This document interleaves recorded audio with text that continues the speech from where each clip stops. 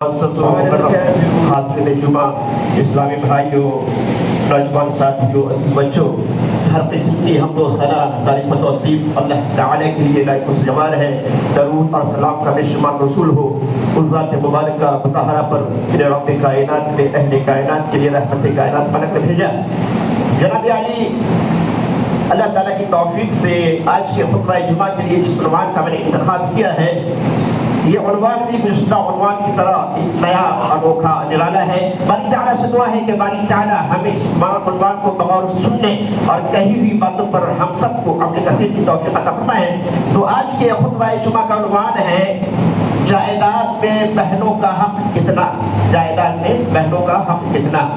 جائیداد سے مراد مرنے والے کا مال ہے، یعنی جب کسی صاحب مال کا انتقال ہو جائے، مال کے مالک کی وفات ہو جائے، تو اب ان کا مال مال وراثت کہلائے گا، کیونکہ اب یہ مال وارثین کا نہیں رہا بلکہ یہ مال منتقل ہو گیا۔ اب یہ مال مرحوم کا نہیں رہا بلکہ یہ مال منتقل ہو گیا وارثین کی طرف۔ اس لیے قرآن نے اس مال کو ترکہ کہا ہے، وَإِن كُنَّا نِسَاءً فَوْقَ اثْنَتَيْنِ فَلَهُنَّ ثُلُثُ مَا تَرَكَ۔ اللہ نے ترکہ کہا ہے، یعنی ترکہ اس مال کو کہتے ہیں جس کو مرنے والے نے اپنے والدین کے لیے چھوڑا ہے۔ تو اب یہ مال مرحوم کا نہیں رہا بلکہ یہ منتقل ہو گیا وارثین کی طرف۔ اب یہ مال وارثین کا ہو تو گیا، لیکن وارثین اپنی مرضی سے اس کو تقسیم نہیں کر سکتا۔ یعنی مرنے والے کا بڑا بیٹا جن کا وراثت پر قبضہ ہوتا ہے، وہ جس کو جتنا چاہے دے، جس کو چاہے نہ دے، ایسا نہیں کر سکتا۔ کیوں؟ اس لیے کہ وراثت کے تقسیم کا مکمل نظام اللہ نے آیت میراث میں، آیت میراث آپ جانتے ہیں نا، سورہ نساء سورہ نمبر 4 کی آیت نمبر 11 اور 12 یہ آیت میراث ہے۔ اس میں اللہ تعالیٰ نے واضح طریقہ سے بیان کر دیا ہے کہ وارثین کون کون ہے اور کس کو کتنا دیا جائے گا۔ بیٹے کا کتنا، بیٹے کو کتنا دیا جائے گا، بیٹی کو کتنا دیا جائے گا، دیگر جو وارثین ہے اس کو کتنا ملے گا۔ وراثت کے تعلق سے دور جاہلیت میں بھی اور دور جاہلیت کیا آج بھی وراثت کے تعلق سے سب سے زیادہ ظلم اس پر ہوتا ہے کہ آپ بتا سکتے ہیں؟ سب سے زیادہ ظلم دور جاہلیت میں بھی، یعنی نبی صلی اللہ علیہ وسلم کی بعثت سے پہلے بھی اور آج بھی سب سے زیادہ ظلم عورتوں پر ہوتا ہے، اور عورتوں میں سب سے زیادہ ظلم بہنوں پر ہوتا ہے، یعنی مرنے والی کی بیٹیوں پر ہوتا ہے۔ اکثر ایسے بھائی ہیں ہر علاقے، گاؤں، قصبہ، سوسائٹی، سماج، معاشرہ میں اس طرح کے لوگ ہوں گے کہ اکثر ایسے والد، ایسے بھائی ہیں جو یہ کہہ کر اپنی بہن کو وراثت سے محروم کر دیتے ہیں کہ ابا کے انتقال کے بعد میں نے تمہاری شادی کی، میں نے تمہیں جہیز دیا، میں نے تمہارے شوہر کو طلب دیا، میں نے ایک خطیر رقم تمہاری شادی میں خرچ کیا۔ حتیٰ کہ باپ نے اپنی زندگی میں بیٹی کی شادی کی ہے، ان کو زیورات وغیرہ دیا ہے، تبھی باپ کے انتقال کے بعد جب وراثت تقسیم ہوتی ہے تو بھائی یہ کہہ کر مرحوم اس کو محروم کر دیتے ہیں کہ تمہاری شادی میں ابا نے تم کو جو دینا تھا دے دیا، اب ابے کی جائیداد وراثت میں تمہارا کوئی حق حصہ نہیں ہے۔ حالانکہ یہ غلط ہے۔ باپ کی بیٹی کی شادی میں خرچ کرنا یہ باپ کی مجبوری رہتی ہے۔ اگر آج تو ایسا دور ہے کہ جس کے پاس نہیں ہے وہ باپ بھی قرض لے کر، قرض نہیں بلکہ چندہ کر کے، قرض کی طاقت نہیں ہے لینے کی، تو چندہ کر کے اپنی بیٹی کی شادی آن بان شان سے کرتے ہیں۔ تو باپ کی بیٹی کی شادی میں باپ کو خرچ کرنا یہ ان کی مجبوری ہے۔ اگر باپ بیٹی کی شادی میں خرچ نہیں کرے گا تو اس کی بیٹی کی شادی نہیں ہو پائے گی۔ تو باپ کی بیٹی کی شادی میں باپ کو خرچ کرنا یہ باپ کی مجبوری تھی۔ جیسے یوں سمجھے مثال سے کہ کسی کے کئی بیٹے ہیں، کئی بیٹوں میں سے ایک بیٹا جو برسر روزگار نہیں ہے، غور سے سنیں یہ گھر گھر کا مسئلہ ہے۔ کئی بیٹوں میں سے ایک بیٹا جو برسر روزگار نہیں، جو کماتا نہیں، جو بے روزگار ہے، وہ کسی بڑی بیماری میں یا کینسر کی مرض میں، اللہ تعالیٰ اس بیماری سے تمام بھائیوں کو محفوظ رکھے، کہیں آمین۔ کینسر کی مرض میں وہ بیٹا جو بے روزگار ہے مبتلا ہو جاتا ہے۔ اب बाप उस बेटे की इलाज में 10 लाख रुपये खर्च करता है, तो क्या बाप के इंतकाल के बाद तकसीम विरासत के वक्त भाई ये कह सकते हैं कि अब्बा ने तुम्हारी इलाज में 10 लाख खर्च किया था, इसलिए अब्बा की जायदाद से जितना हम लोगों को मिलेगा उससे 10 लाख कम तुमको मिलेगा? ऐसा कह सकता है? नहीं, हरगिज़ नहीं। क्यों? क्योंकि उनकी बीमारी पे खर्च करना ही अब्बा की मजबूरी थी। अगर अब्बा खर्च नहीं करते तो हो सकता है ये दुनिया में नहीं रहता है। उसी तरह बाप बेटी की शादी में बाप जो भी खर्च करता है ये बाप की मजबूरी रहती है। ये कहकर उनको विरासत से, बहनों को विरासत से महरूम नहीं किया जाएगा। हाँ, इस बात को बारीकी से समझने की जरूरत है, क्योंकि ये घर घर का मसला है, जगह जगह का मसला है। आज नहीं तो कल हमारे साथ भी, आपके साथ भी, उनके साथ भी, इनके साथ भी, सारे लोगों के साथ ये मसला पेश आने वाला है। इसीलिए मैंने ये उन्वान बना जायदाद में बहनों का हक कितना इंतखाब किया है, ताकि आप समझें कि बहनों का क्या हक है। और आपके रिश्तेदार में, आपके साथियों में और आपके समाज और मुआशरा में कोई आदमी अपनी बहन को ये अनोखी, ये बेतुकी की बातें कहकर महरूम करे, तो आप उसे कहें कि बाप की जायदाद में जितना बेटों का हक होता है उसका आधा बेटियों का भी हक होता है। अल्लाह ताला ने आयत मिरास के बिल्कुल शुरू में बयान किया है। आयत मिरास की इब्तिदा में अल्लाह ने कहा यूसीकुमुल्लाहु फी औलादिकुम लिज़करि मिस्लु हज़्ज़िल उन्सयैन, कि अल्लाह ताला तुम्हारी औलाद के बारे में हुक्म करता है, वसीयत करता है कि एक लड़के का हिस्सा, एक बेटे का हिस्सा 2 बेटियों के बराबर है। यानी मीज़ान अल्लाह ने बेटियों को बनाया है, मीज़ान अल्लाह ने बेटियों को बनाया है। लिहाजा बाप की जायदाद से औलाद कभी भी महरूम नहीं हो सकती है। सिर्फ 2 सूरत है। पहली सूरत ये, कोई भी वारिसीन में से कोई भी वारिस किसी को कत्ल कर दे, तो ऐसी सूरत में चाहे बेटा हो या बेटी, तो वो वारिस जिसने कत्ल किया है वो उससे महरूम होगा। क्योंकि सुनह दारमी की हदीस है कि लैसा लिल-क़िताल मिनल मीरास शैउन, लैसा लिल-क़िताल मिनल मीरास शैउन, कि कातिल को मक़तूल के मीरास से कुछ नहीं मिलेगा। अभी आपने समझा मीरास क्या कहते, किसे कहा जाता है? वो माल जिसको मरने वाला ने छोड़ के मरा है। तो अल्लाह के नबी सल्लल्लाहु अलैहि वसल्लम फरमाते हैं कि कातिल को मक़तूल, यानी जिसको कत्ल किया गया, कातिल जिसने कत्ल किया, कातिल को मक़तूल के मीरास से कुछ भी नहीं मिलेगा। और तमाम उलमा का इस बात पर इज्मा है। तो पहली बात तो ये कि कोई बेटा या बेटी अपने बाप को कत्ल कर दे या मुर्तद हो जाए, तो ऐसी सूरत में वो बेटा हो या बेटी उसको तो नहीं मिलेगा। उसके अलावा जो दीगर वारिसीन है उसको बाप की जायदाद में से मिलेगा। इन 2 के अलावा कोई ऐसी सूरत नहीं है जिस सूरत में औलाद अपने बाप की जायदाद से महरूम हो जाए। चाहे कि औलाद की कोई सारा नाफरमान क्यों ना हो, लेकिन एक बेटी जो ना बाप को कत्ल किया है, ना मुर्तद हुई है, फिर भी हमारा समाज उसे बाप की जायदाद से महरूम कर देते हैं। हालांकि बेटे की बनिस्बत बेटी माँ और बाप का ज्यादा फरमाबरदार होती है। माँ और बाप का बेटी कितना ख्याल रखती है और किस कदर फरमाबरदार होती है। एक बूढ़ी दुखियारी औरत की फरियाद सुनिए। एक बूढ़ी औरत के 3 बेटे थे, उनके शौहर का इंतकाल हो चुका था, तीनों बेटों की शादी हो चुकी थी। वो बूढ़ी बेचारी औरत लड़खड़ाते हुए खुद कपड़ा धोती थी, घर की साफ सफाई और काम काज करती थी, और खून के आंसू रोते हुए कहा करती थी कि काश मेरी एक भी बेटी होती तो आज मैं डब्बर की ठोकरें नहीं खाती, आज बहू के ताने नहीं सुनने पड़ते, मैं अपनी जिंदगी का बकिया या बेटी के यहाँ रह करके मुकम्मल कर लेती। लेकिन काश मेरी एक भी बेटी नहीं। अगर बेटी रहती है और बहू सास की मुखालिफत करती है, सताती है, तो ऐसी सूरत में बेटी माँ की हिमायत में खड़ी होती है, और ये ऐसी सूरत में सास का एक रूप दबदबा रहता है। लेकिन जब बेटी नहीं रहती है तो वो दबदब की ठोकरें खाने लगती है। तो बताना यह है कि बेटे की बनिस्बत बेटी माँ और बाप का ज्यादा फरमाबरदार होती है। उसके बावजूद भाई अपनी बहन को बाप की जायदाद से महरूम कर देते हैं।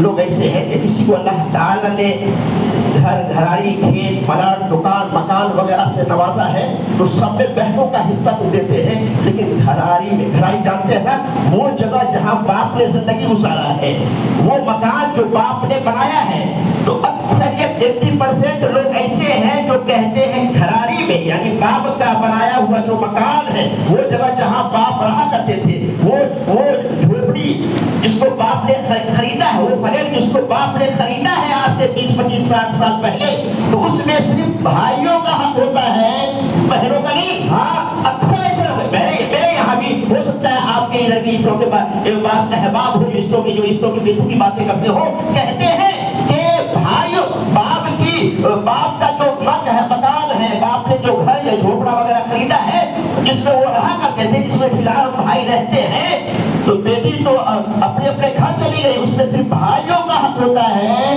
बहनों का हक बोलो नहीं होता।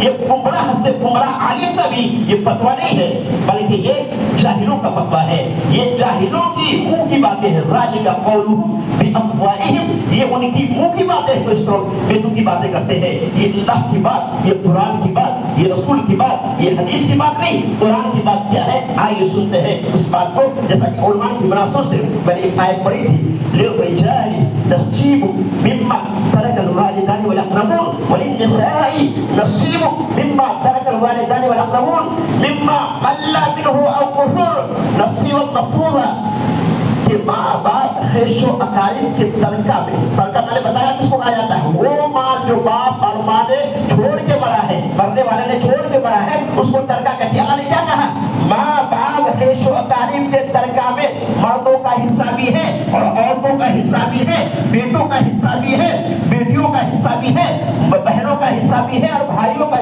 भी हिस्सा है। मिम्मा क़ल्ला मिन्हु औ कुथुर, हाँ वो माल कम हो या ज्यादा, नसीब मफ़रूज़ा वो हिस्सा मुकर्रर किया हुआ है। इस आयत नुक्ते पर और कीजिए, मिम्मा क़ल्ला, हाँ माल कम हो यानी एक झोपड़ा है, एक फ्लैट है जिसको अब्बा ने 50-60 साल पहले खरीदा, तो उसमें भी चीज़, इसके अलावा कोई दुकान मकान वगैरह नहीं, एक ही मकान है, तो उसमें भी जिस तरह भाइयों का हिस्सा होगा उसी तरह बहनों का भी हिस्सा होगा, उसको महरूम नहीं किया जाएगा। क्या कहा अल्लाह ने, मिम्मा क़ल्ला मिन्हु औ कुथुर, हाँ माल कम हो या ज्यादा, यानी मकान के अलावा, घरानी के अलावा, झोपड़ी के अलावा खेत है, प्लाट है, दुकान है, मकान है, तो उन दुकान मकान खेत वगैरह में जो जितना भाइयों का होगा उतना बहनों का भी होगा, उसी तरह घरानी में भी जितना भाइयों का होगा उतना बहनों का होगा।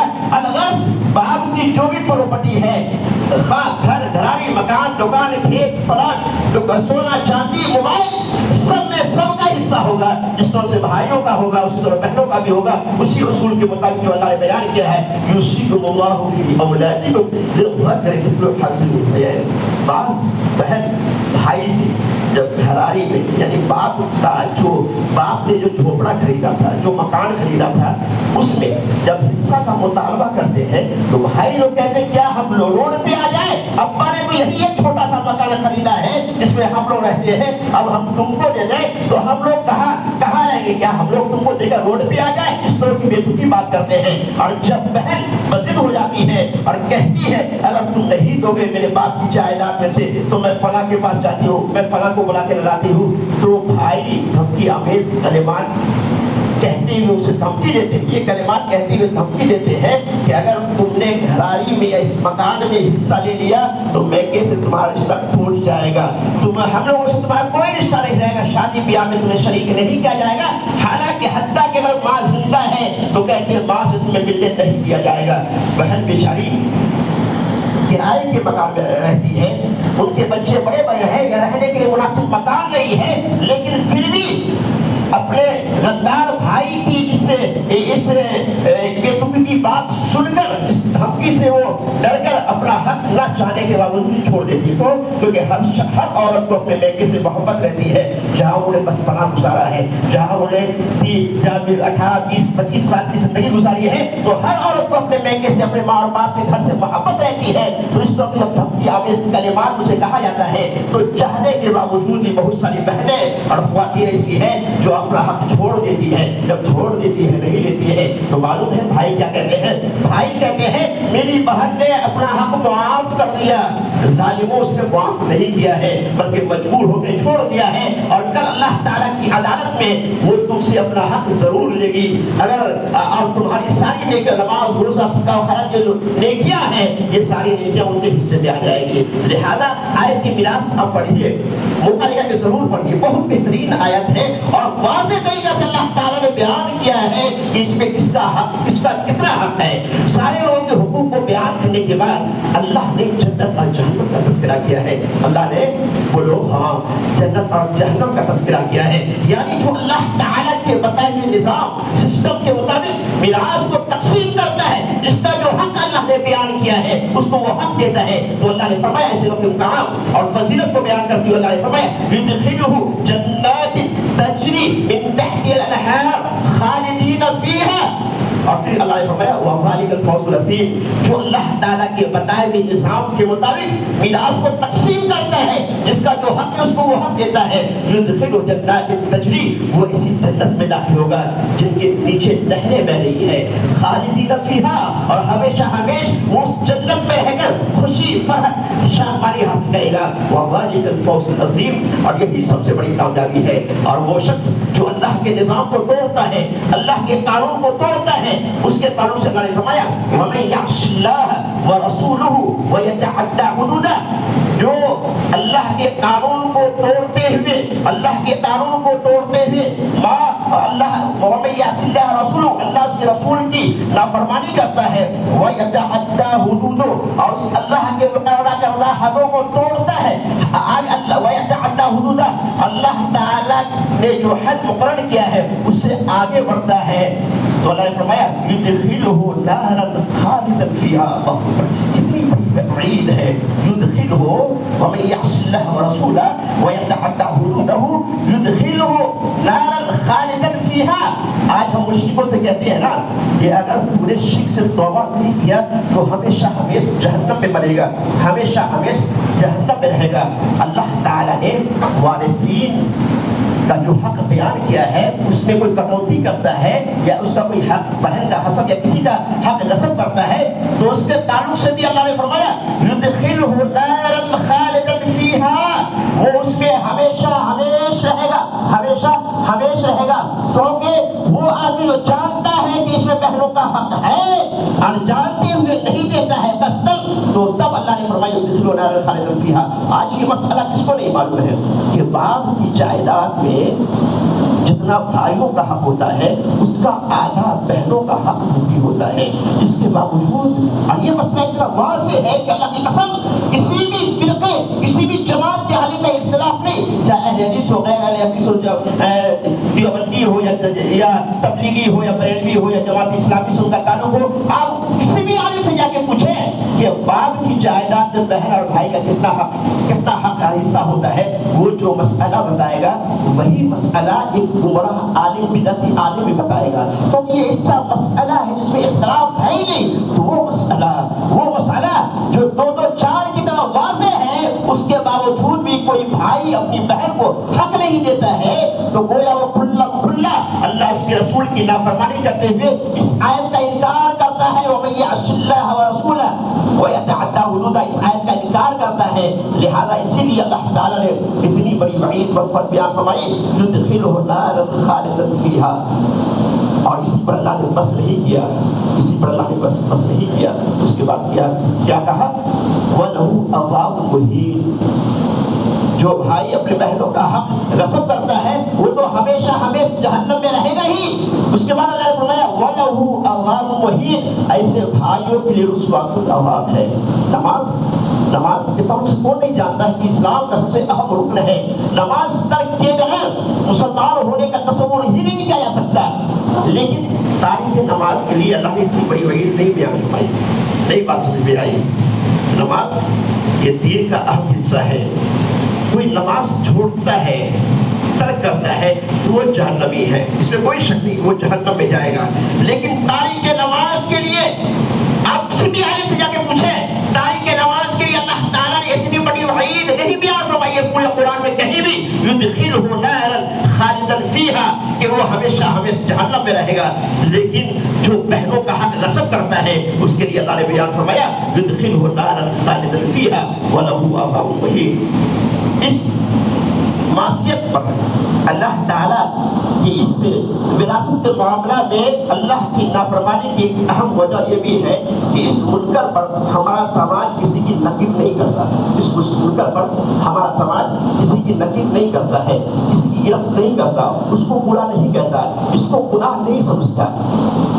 आमतौर पर बाज़ लोग जो बड़े तकी और परहेजगार होते हैं वो कहते हैं कि फला आदमी सूद खाता है, क्या उनके यहाँ शादी में जा सकते हैं? फला आदमी हर हराम कारोबार करता है, क्या उनकी शादी को कबूल कर सकते हैं, उनके घर दावत के लिए जा सकते हैं? लेकिन वल्लाह आज तक किसी शख्स ने भी मुझसे या किसी भी आलिम से ये नहीं पूछा कि फला साहब ने अपने भाई अपनी बहन की जमीन या अपने बहन का हक गस्ब कर रखा है, बाप की जायदाद में से उसको नहीं दिया है, मौलवी साहब क्या उनके यहाँ शादी में जा सकते हैं, क्या उनके घर दावत खा सकते हैं?